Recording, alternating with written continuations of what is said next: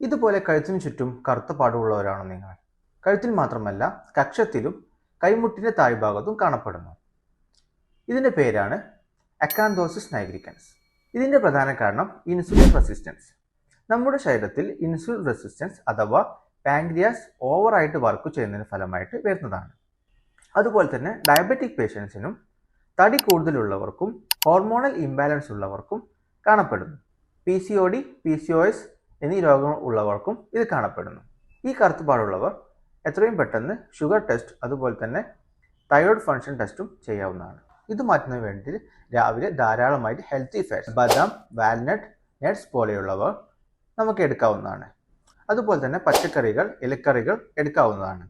കൃത്യമായി വ്യായാമം ചെയ്യുക. പഞ്ചസാര, തേൻ, ജ്യൂസ് എന്നിവ ഒഴിവാക്കുക. രാത്രി കൃത്യസമയത്ത് ഉറങ്ങുക. കൂടുതൽ വീഡിയോകൾക്കായി ഫോളോ ചെയ്യും.